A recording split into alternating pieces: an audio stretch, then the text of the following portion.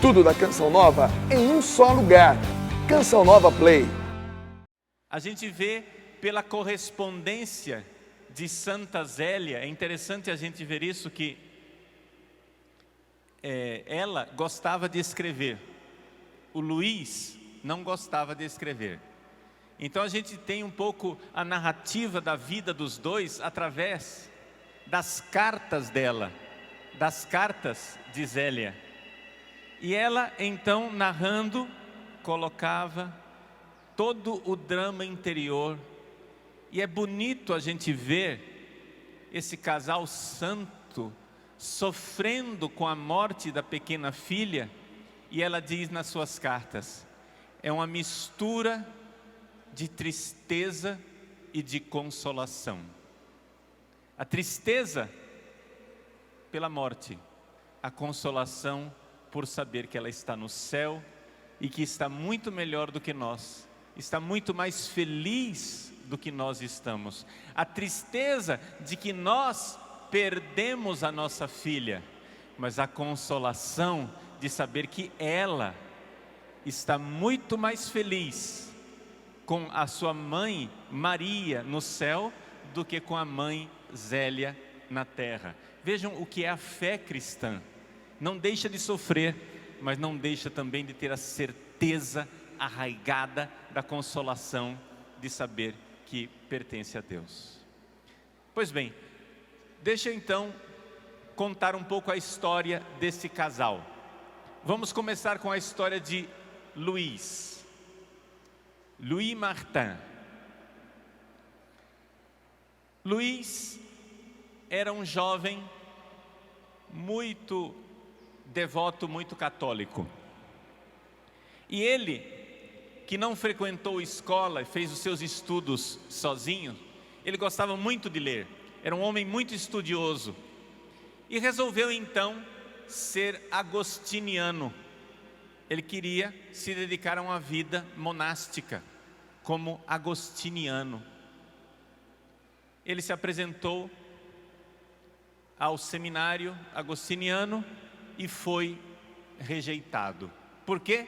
Porque ele não tinha estudado latim. O diretor disse: olha, vá para casa, estude latim e depois você volta. E ele então começou a estudar latim. Tinha a sua casa. Uma série de dificuldades começaram a mostrar para ele que não era esse o caminho.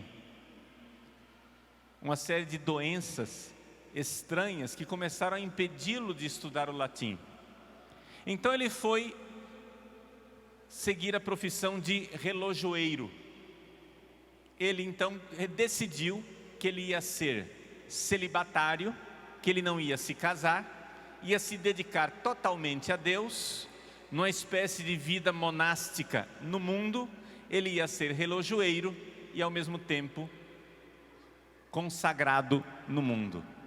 Mas aconteceu o seguinte, que ele, com aquela sua vontade de ser um bom profissional, foi para Paris para aprender o ofício de relojoeiro com perfeição.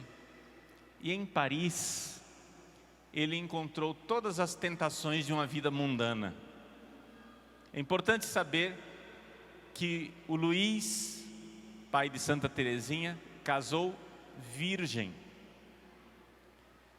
Ele soube manter a castidade, mas ele manteve a castidade, mas não quer dizer que ele não tivesse tido contato com as tentações mundanas da sociedade parisiense. Nós sabemos disso porque mais tarde, quando o cunhado dele, Isidoro, não é? O famoso Isidore Guérin, que será o tio de Teresinha, que vai acolhê-los em Lisieux. Bom, quando Isidoro foi para Paris, nós sabemos que a Zélia escreveu para o irmão dela dizendo: olha, quando Luiz ficou sabendo que você ia para Paris, ele ficou preocupado. E aí ele me contou as tentações e as dificuldades que ele teve em Paris. E então Zélia, como irmã zelosa, vai e escreve para o seu irmão mais novo, dizendo todos os cuidados que ele tinha que ter na sociedade de Paris. Então, Luís, pai de Santa Teresinha, queria ser celibatário, volta de Paris, mora numa casa que era uma espécie de torre. Nós estamos aqui não na cidade de Lisieux, mas na cidade que era a cidade deles, Alençon. E em Alençon ele tinha uma espécie de torre onde ele morava, ele rezava e vivia como monge e relojoeiro ao mesmo tempo. Ele já estava com 35 anos de idade e não tinha nenhum plano de se casar. E eu paro aqui a narrativa e começo a narrar a vida de Zélia. Maria Azélia, Marie Azélie, conhecida como Zélia, que nasceu com o sobrenome de Guérin, aportuguesando. Pois bem, Zélia era uma menina, tinha 2 irmãos, uma irmã mais velha, que foi ser religiosa, um irmão mais novo, o Isidoro, e ela também pensava em ser religiosa, e se apresentou como religiosa, como candidata a ser religiosa, nas Filhas da Caridade, de São Vicente de Paula. Ela, no entanto, foi barrada, foi rejeitada pela madre, porque ela tinha o pulmão fraco e tinha umas dores de cabeça estranhas. Vejam os caminhos de Deus. Um casal santo, um casal que vai ser canonizado no próximo dia 18 de outubro. Os 2 foram rejeitados para a vida religiosa. Eu sei que tem muita gente que quando tenta entrar no seminário ou tenta entrar na vida religiosa e é barrado, vê nisso uma tragédia. Mas nessa tragédia, depois o casal de santos viu a mão de Deus, a mão providencial de Deus, que não queria que eles fossem religiosos, mas que eles dessem 9 filhos para Deus, para povoar o céu. E Santa Zélia diz isso com clareza nas suas cartas. Ela diz: Deus não nos quis religiosos, porque Ele nos colocou nesse mundo para gerar eleitos para o céu. Vejam, é importante que você saiba disso. Por quê? Porque nós estamos numa sociedade com uma mentalidade contrária à vida.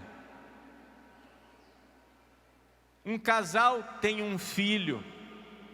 Quando tem o segundo filho, a família inteira já começa a pressionar e a dizer: parou, né? Agora chega. 2 já tá bom, né?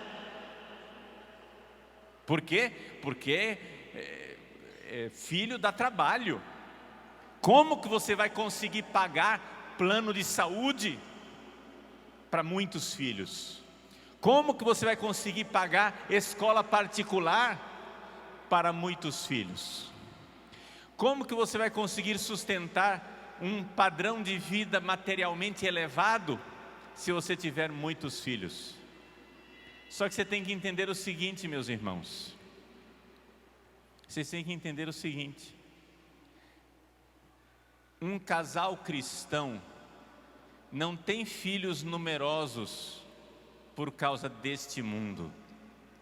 Um casal cristão tem filhos numerosos porque sabe que está gerando filhos para o céu. A nossa finalidade é povoar o céu, essa mentalidade de que o importante é o padrão de vida aqui na terra, esse argumento vale para quem é materialista.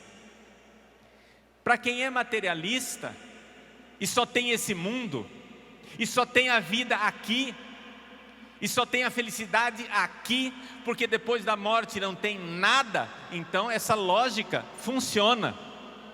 Funciona, claro, porque se você só tem a felicidade aqui, vamos então reduzir o número de filhos aqui, porque aí você tem um padrão de vida mais elevado. Mas nós que acreditamos no céu, o que é que você vai dizer para Deus? Não é para mim que você vai responder. Você vai responder para Deus. O que é que você vai dizer para Deus quando você chegar lá no céu e Ele apresentar para você os tronos vazios, as cadeiras vazias que Deus reservou para os seus filhos que nunca nasceram e nunca verão a glória de Deus? Você proibiu o seu filho de existir e de ir ver a glória de Deus no céu. Por quê?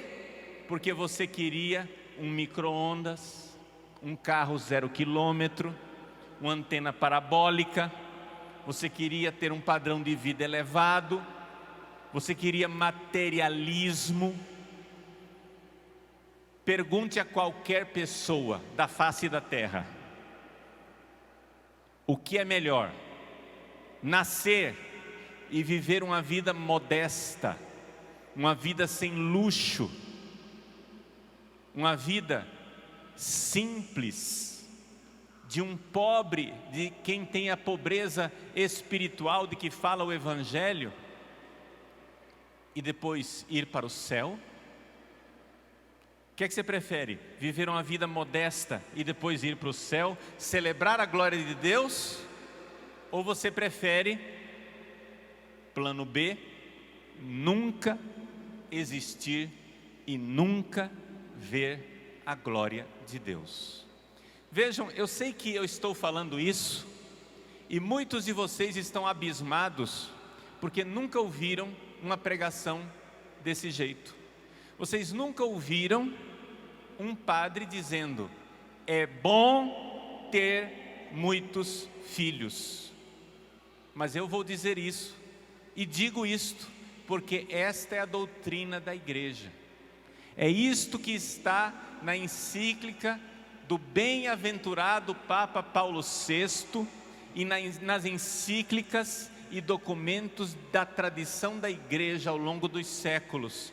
Nós somos felizes de ter filhos numerosos, porque um casal católico quer povoar o céu. Quer povoar o céu. Nós estamos nesse mundo preparando o nosso céu. Se você nunca ouviu isso, bem-vindo à Igreja Católica.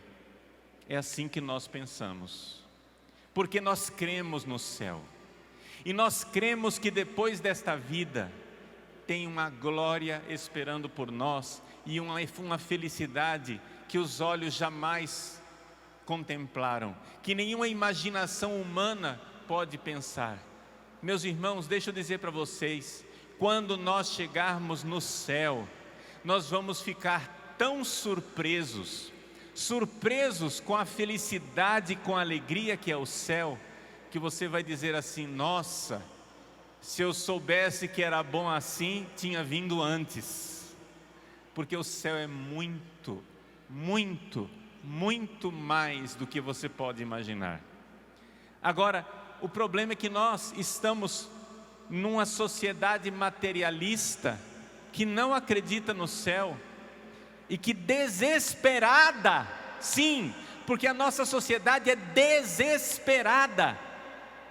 desesperada, procura a felicidade aqui na terra e não encontra. O casal Luiz e Zélia são um exemplo de casal que acreditam na felicidade do céu. Mas deixa eu continuar contando a vida deles, para você então entender a felicidade dos dois. Pois bem, ele queria ser celibatário aos 35 anos de idade. Ela já tinha 27 anos, tinha tentado a vida religiosa e não conseguiu. Ela então se convenceu que o caminho dela era se casar. Mas ela pedia a Nossa Senhora e pedia a Deus que lhe preparasse o homem, o José dos seus sonhos, o homem com o qual ela iria ter numerosos filhos e preparar e levar os seus filhos para o céu. Um belo dia, os dois se encontram, por acaso. Nós sabemos que não existe acaso, existe a providência divina. Os dois se encontram por acaso na ponte Saint-Léonard, na cidade de Alençon. E naquela ponte, os dois se encontram, acontece aquele olhar, olho no olho, que se encantam um com o outro. E ela, que tinha esse dom de ouvir a palavra de Deus no seu coração, ela, quando o encontrou, ouviu no seu coração: este é o homem que eu preparei para você. Que coisa maravilhosa! Que coisa maravilhosa! Depois de dar cabeçadas vocacionais, finalmente encontrar o caminho de Deus. Ele levou um pouquinho de tempo para se acostumar com a ideia, mas ele viu que era realmente a vontade de Deus e os dois se casaram. E o dia em que nós celebramos esse casal de santos é o dia do casamento deles. A igreja marcou como festa dos dois, a festa dos bem-aventurados Luiz e Zélia é o dia 12 de julho, quando eles se casaram. Eles se casaram à meia-noite, então pode se celebrar tanto no dia 13 como no dia 12. Casaram à meia-noite porque é uma forma maravilhosa de se casar e não precisar dar festa. Se casaram, não fizeram festa, simplesmente foram à igreja, fizeram o casamento e foram embora para casa. Pois bem, agora vem uma parte muito bonita da história. Zélia, que tinha 27 anos, não fazia ideia de como é que nasciam os bebês. Para nós, isso pode parecer espantoso. É porque a nossa sociedade é muito devassa, é muito corrompida com o sexo. Mas nas famílias cristãs, onde as crianças eram preservadas na castidade e eram protegidas no ambiente de pureza,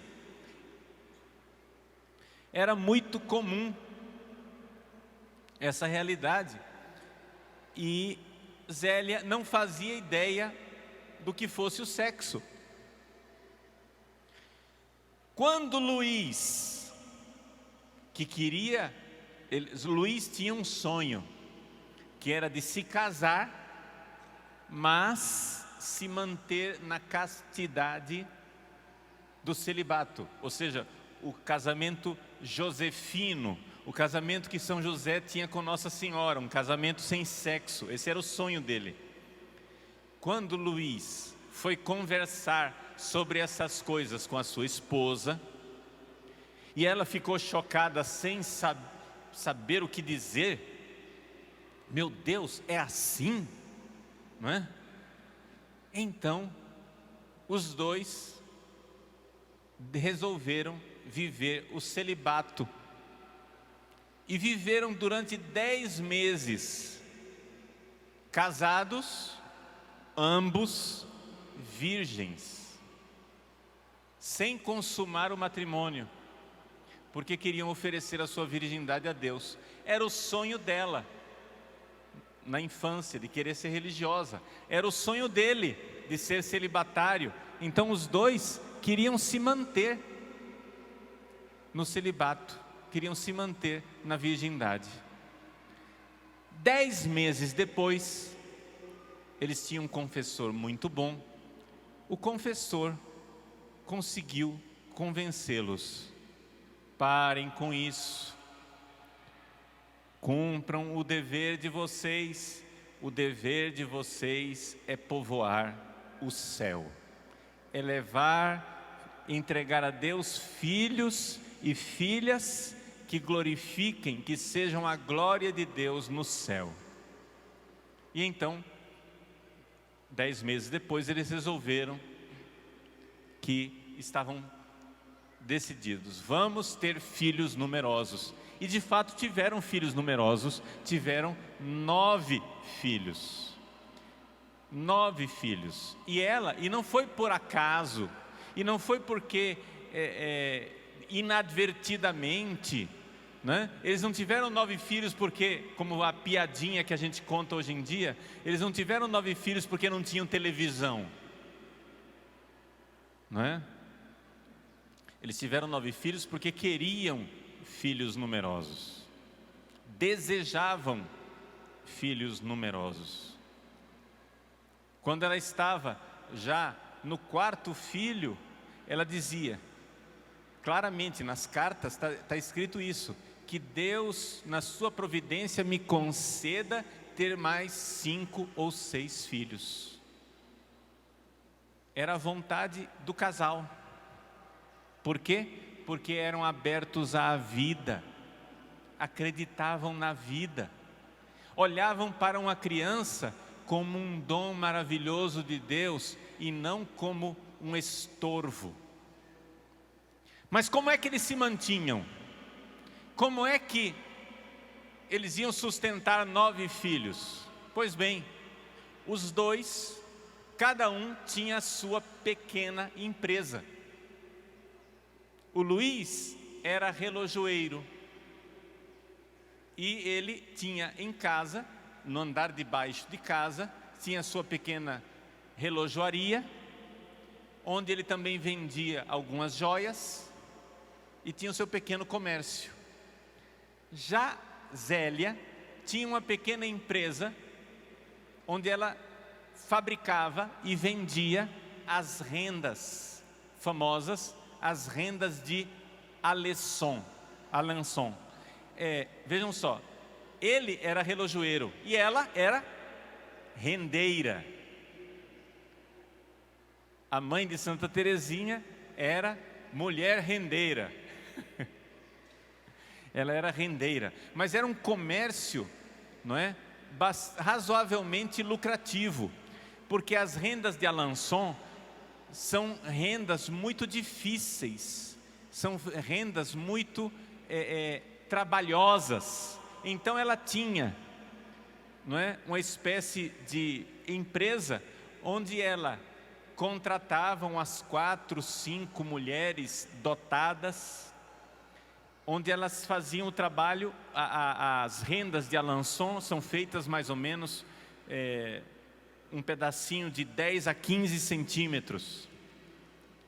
E ela então ficava com o trabalho mais delicado, que era de fazer a emendar esses vários pedaços para que fizesse uma coisa maior, que era o mais delicado, o mais, digamos assim, difícil de fazer. Agora imaginem o que é você manter uma empresa, ter 9 filhos, com crianças correndo pela casa, crianças chorando, e ainda ter uma vida de santidade. Os vizinhos, quando ouviam a porta do casal se abrir de manhã com as chaves girando, que estavam na cama, sabiam que o santo casal Martin estava indo à missa e que eles podiam dormir ainda um pouco mais. Eles iam à missa todos os dias às 5:30 da manhã.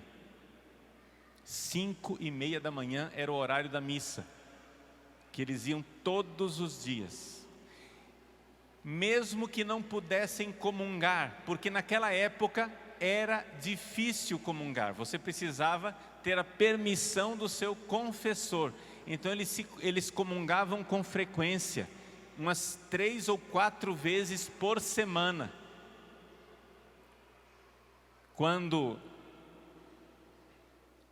Zélia ficou doente de câncer e suportava todas aquelas dores e os trabalhos da empresa e as crianças, etc., perguntaram a Maria, a sua primeira filha, filha primogênita,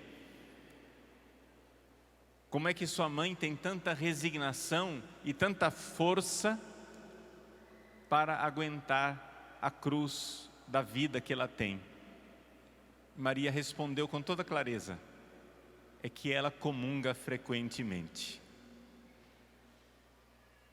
Essa era a força, a Eucaristia, o pão dos fortes. O pão dos fortes. No meio disso tudo,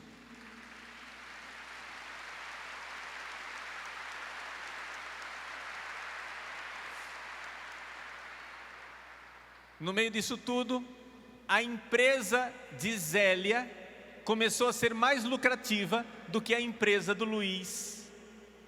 E dando um passo ousado para a época, o que é que eles fizeram? O Luiz fechou a sua empresa e começou a trabalhar na empresa da mulher. Então ela era o sustento da casa e o marido colaborava fazendo as vendas, porque antes ela terceirizava as vendas, ela fazia a produção e entregava as vendas para outros. Dali para frente, Luiz começou a fazer viagens para vender aquelas rendas. Ele ia a Paris, ele ia a outros lugares de trem para então pegar as encomendas, não é? Entregar encomendas e pegar outras encomendas, e assim foi sendo sustentada a família Martin com uma empresa familiar, onde a grande empresária era a mulher. Num passo, digamos assim, bastante ousado para a época. Que beleza saber disso, não é? E ver a harmonia dos dois e como os dois se amavam.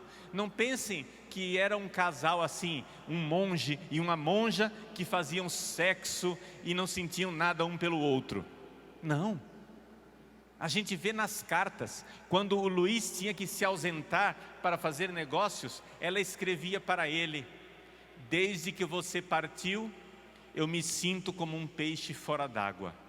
Longe de você, eu não consigo viver. Essas declarações de amor, essas provas de que um realmente amava o outro com todo o coração, são abundantes nas cartas de um para o outro. Não pensemos aqui que eram 2 monges resignados com a cruz e que ela era simplesmente uma parideira. Nada disso. Havia ali verdadeiro amor, e um amor tão maravilhoso, porque era um amor coroado com o amor por Deus. Os dois se amavam em Cristo. Os dois se amavam porque viam um no outro o Cristo que eles deveriam amar. Se queriam bem e se queriam com um afeto maravilhoso. Se desejavam a companhia um do outro. E que golpe terrível foi para a família quando então Zélia chegou em casa com o diagnóstico do câncer. Ela chegou em casa e contou bem detalhadamente tudo o que aconteceu no médico. O médico tinha sugerido para ela a cirurgia. E ela, como mulher bem informada, ela disse: doutor, no estágio em que está a minha doença, essa cirurgia só vai servir para adiantar a minha morte. O médico disse para ela: a senhora sabe mais do que eu. É verdade. E essa receita que o senhor passou para mim, esse remédio aqui, para que vai servir? O médico, vendo que ela era uma mulher inteligente, que estava com toda a coragem enfrentando aquela doença, vendo que não conseguia enrolar a sua paciente, disse: olha, eu receito isso daqui simplesmente para enrolar os pacientes, para que eles não saiam daqui de mãos vazias e tenham algum remedinho para tomar, porque a maior parte dos pacientes quer alguma coisa. Eles ficam indignados de eu mandá-los para casa para morrer, porque não tem o que fazer mais. Compreendem bem que nós estamos aqui no ano de 1877, não é? Ou seja, a medicina naquela época não tinha mesmo o que fazer com o câncer, não é? Se podia remediar muita coisa, mas...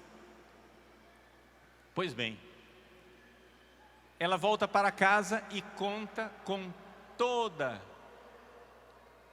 transparência o seu estado clínico. Podemos imaginar o sofrimento que foi para todos, principalmente para as três mais velhas, Maria, Paulina e Leoni, que já eram adolescentezinhas e entendiam perfeitamente o que é que significava um câncer. Imaginem a dor que transpassou o coração do pai, Luiz, ao saber daquilo. Mas ela, não é, sem ilusões, começou a entregar a sua vida e os seus sofrimentos a Deus, para que Deus fosse servido naquilo que fosse melhor. Fizeram ainda uma peregrinação a Lourdes, o santuário de Lourdes, para pedir a Nossa Senhora a graça da cura, se fosse vontade de Deus.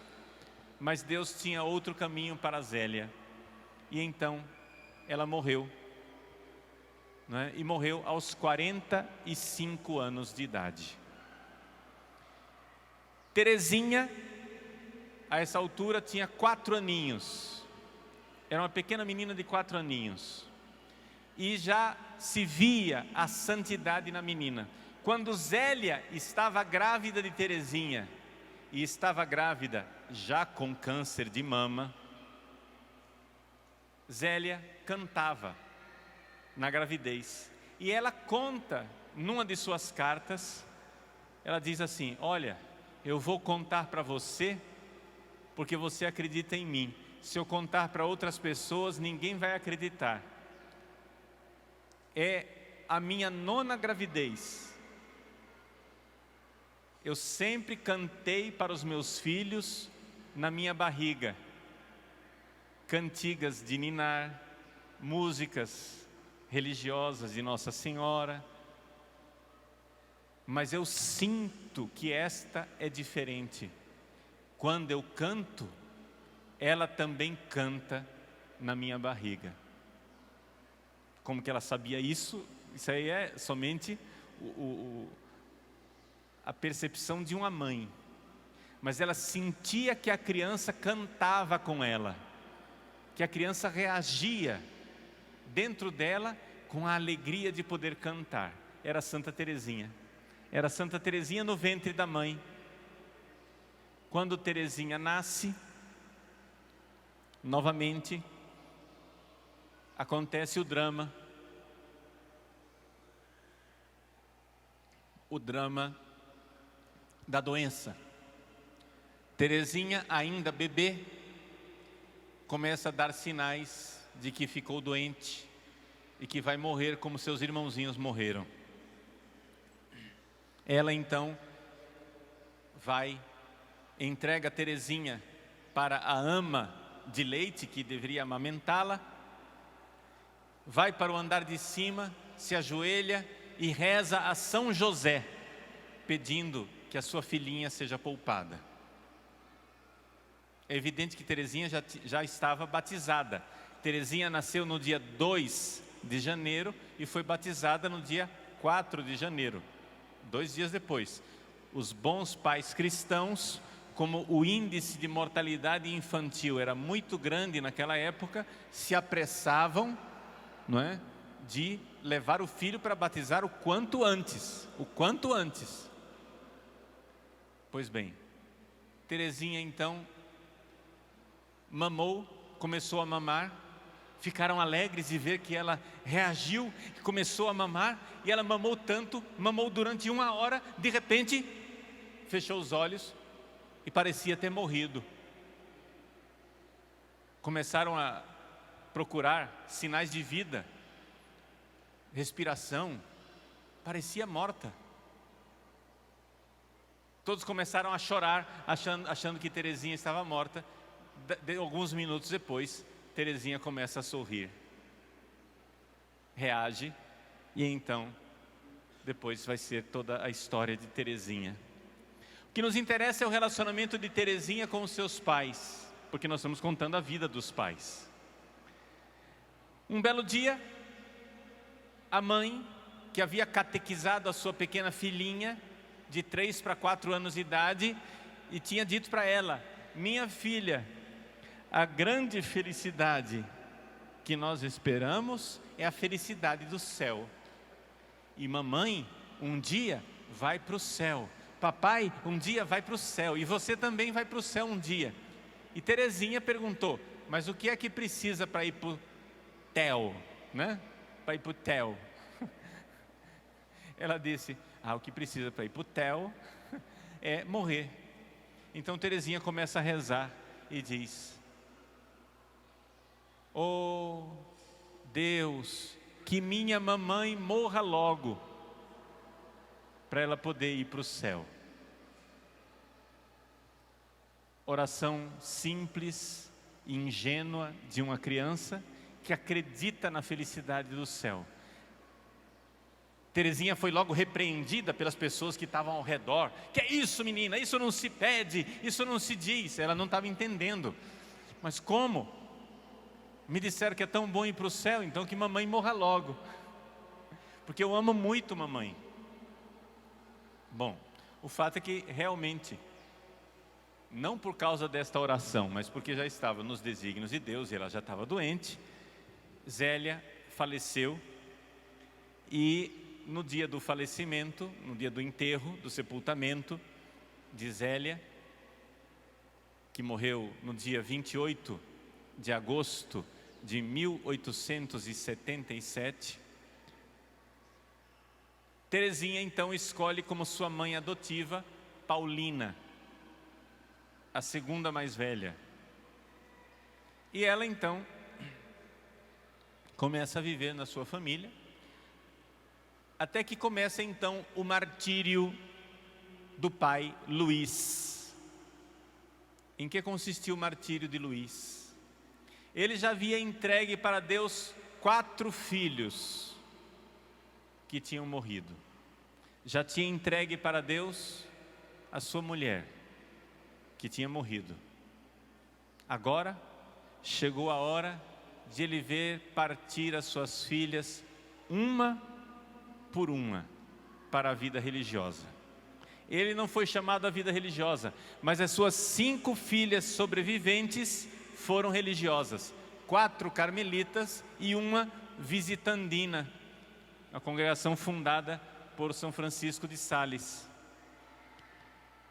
Congregação, inclusive, a qual pertencia a tia materna que tinha sido religiosa. Pois bem, primeiro veio a vez de Paulina, a segunda mais velha. Depois veio Maria. Quando finalmente Teresinha, que tinha vivido uma experiência espiritual no Natal do ano em que ela completou 13 anos de idade, é o que ela chama de sua conversão, ela se converteu aos 13 anos de idade. Teresinha então decide no Natal ser carmelita também. Só que ela escondeu isso do pai, porque ela precisava amadurecer a ideia. 6 meses depois, no dia de Pentecostes. Dia de Pentecostes. Quando ela tinha de 14 para 15 anos de idade, no dia 13 de maio, o pai dela estava rezando sozinho no jardim. Só para vocês entenderem, o Luiz Martin, ele era muito amigo da natureza. Ele inclusive gostava muito de pescar. Os amigos dele colocaram um apelido nele de Martim Pescador, que é um passarinho, né? Martim Pescador, porque o sobrenome dele era Martim, né? Então era Martin Pêcheur, o Martim Pescador. E ele gostava de pescar, gostava da natureza. No dia de Pentecostes, de tarde, na hora de vésperas, ele estava lá no jardim, rezando, com as mãos juntas, olhando para a natureza e rezando para Deus.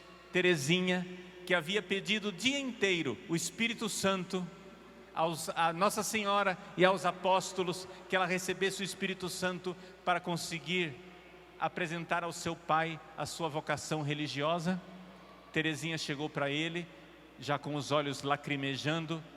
Ele disse: o que é que há com a minha pequena rainha, a minha rainhazinha? E ela então conta para ele que sente a vocação para o Carmelo, para ser carmelita, como as suas duas outras irmãs que já tinham entrado. Luiz olha para ela e diz: filha, acho que é muito cedo para você decidir isso. Você só tem 14 anos.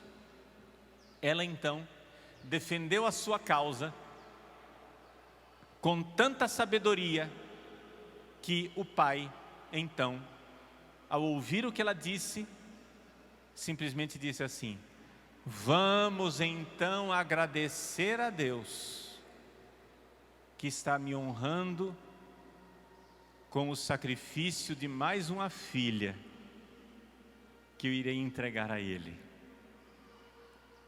E assim foi a santidade desse homem. E as filhas compararam o seu pai com Abraão. Luiz Martim era o Abraão dos tempos modernos. Por quê? Porque ele havia entregue o seu Isaque, não uma vez, 5 vezes. Depois a Leonie entra para as Clarissas, sem refletir muito. Depois ela, por causa de saúde, ela não aguenta a vida de penitência das Clarissas e sai, mas decide então ser visitandina. Entra na visitação de Caen. Lá, também por causa da saúde, ela tem que sair mais uma vez. Mas o nosso São Luís Martin diz: olha, eu estou vendo que a Leônia vai terminar voltando para as visitandinas, porque ela tem realmente vocação, é só a saúde que está atrapalhando. Aliás, abre parênteses, de todas as irmãs, além de Teresinha, Leônia é a única que está em processo de beatificação. É a serva de Deus, né? Serva de Deus, Leônia. Pois bem, quando ele vê que suas filhas todas vão ficar religiosas, ele olha para a sua querida Celina, a única que ficou fora, que era boa desenhista, boa fotógrafa. Ele disse: bom, eu vou mandar você estudar em Paris. Então Celina revela para ele: papai, eu estou cuidando do senhor porque o senhor está doente, mas eu já estou me preparando porque eu também quero ir para o Carmelo. Esse homem que entregou tudo, que deu tudo para Deus, quando a sua última filha decide que vai também ser carmelita, a única palavra que ele diz é a seguinte: glória a Deus, por ter me honrado e ter pedido tudo. Glória a Deus, porque Deus me pediu tudo. A alegria de entregar tudo para Deus. Você vê que os pais eram santos mesmo. Não eram santos porque Santa Teresinha era santa, eram santos porque eles eram santos. Que doença que tinha o Luiz nessa altura do campeonato? Ele teve um derrame cerebral que começou a ter uma espécie de paralisia. Ele teve uma paralisia de um dos lados, estava com dificuldade, se recuperando, teve derrames. Mas um dia, quando ele já estava com esse derrame se recuperando, ele mesmo contou para suas filhas, no locutório do Carmelo, dizendo assim: eu fui à igreja de Nossa Senhora em Alençon, onde eu costumava, era a nossa terra natal, a terra natal de vocês, das meninas, né? Eu disse a Nossa Senhora lá em Alençon: eu não posso morrer sem dar a Deus muito mais. Veja, ele já tinha dado tudo. Já tinha dado os 9 filhos e a esposa. Ele diz: eu quero dar a Deus muito mais. E pedi a Nossa Senhora que me recebesse como holocausto de amor. Dali para frente, a sua doença agrava. Se agrava ainda mais, causando nele um sofrimento maior. E ele não somente teve esses derrames cerebrais, mas teve também algum problema no cérebro que se coloca como sendo arteriosclerose. O diagnóstico não é que seja muito fácil. O fato é que ele começou a ter problemas mentais e foi internado num sanatório para doentes mentais. Diante desta coisa toda, as pessoas começaram a cochichar e a dizer que Luiz Martim estava doente mental, tinha enlouquecido por causa de Teresinha. Por quê? Porque a Leônia estava em casa ainda, Celina estava em casa ainda. Ele sabia que as duas iam um dia entrar na vida religiosa. Mas a sua rainha, a filha preferida do seu coração, a sua pequena rainha, a caçula, né, da família, era Teresinha. E porque Teresinha decidiu entrar no Carmelo, a culpa era dela. Ela devia sair do Carmelo, que o pai iria melhorar. Santa Teresinha diz: quando eu ressuscitar no céu, as chagas mais gloriosas que eu irei exibir serão as chagas da doença do meu pai. Toda a humilhação, todo o sofrimento interior de ser provada na sua vocação, de ser tentada na sua vocação, de deixar a sua vocação verdadeira por causa do seu pai querido que estava sofrendo. E no entanto ela permaneceu firme, e hoje nós temos Santa Teresinha. Vejam, depois Luiz finalmente morre 4 anos antes de Teresinha morrer, não é? E hoje no céu nós temos uma família radiante, uma família de santos. Uma família de santos que se santificaram no santo sacramento do matrimônio. Meus queridos, eu contei esta vida desse casal para que nós enxerguemos que eles não eram santos, apesar de serem casados. Eles eram santos porque foi o casamento que os santificou. Foi o matrimônio que os santificou. É muito importante que a gente enxergue isso. Porque o matrimônio é o caminho de santificação de 99% dos cristãos. É o caminho normal, é o caminho natural, né? Porque Jesus, Ele pegou o casamento e o elevou ao nível extraordinário.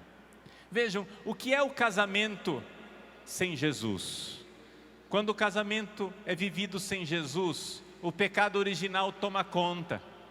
Ciúmes, possessividade, intrigas, agressões, infelicidade, depressão.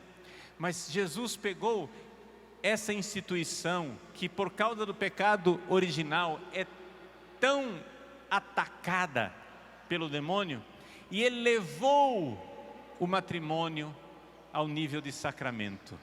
De tal forma que, com a graça do sacramento do matrimônio, a mulher pode se aproximar do seu marido como se aproximaria do Santíssimo Sacramento. Por quê? Porque São Paulo nos diz na carta aos Efésios que o mistério da união entre um homem e a mulher é o mistério da união de Cristo com a igreja. Quando você se aproxima da sua mulher, do seu esposo, você deve se aproximar assim. Como é que você se comporta quando está na fila da comunhão para receber Jesus? Você vai com raiva? Você vai com cobranças? Você vai resmungando? Você vai xingando? Não, é impensável. Como é que você entra na sua casa? Quando você abrir a porta da sua casa, abra a porta da sua casa como você abriria a porta do sacrário.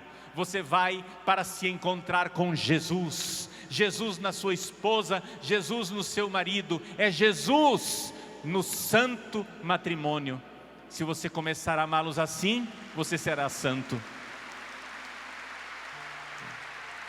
É assim, meus irmãos. É assim que acontece a santidade pelo matrimônio.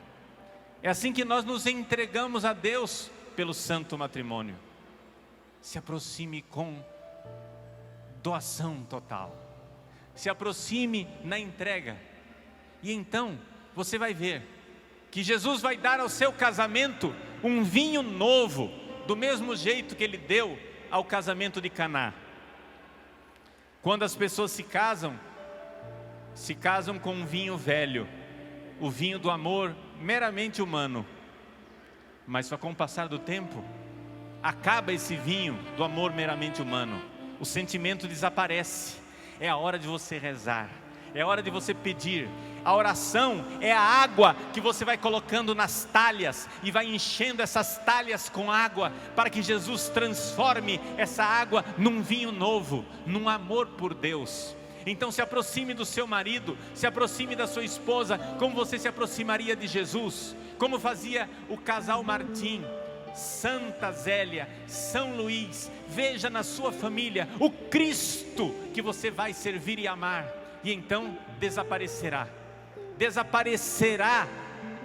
toda miséria, porque a cruz da família se transformará em ressurreição, porque você vai agradecer cada sofrimento, dizendo: Jesus, que alegria, que felicidade de poder sofrer por você, Jesus. Que alegria de poder amar você, Jesus, na minha família, de amar e nunca desistir de amar, porque é assim que nós precisamos nos comportar, é assim que nós precisamos ser, e assim a família, o matrimônio, será um caminho de santidade. Que Deus abençoe a cada um de vocês. Tudo da Canção Nova em um só lugar. Canção Nova Play.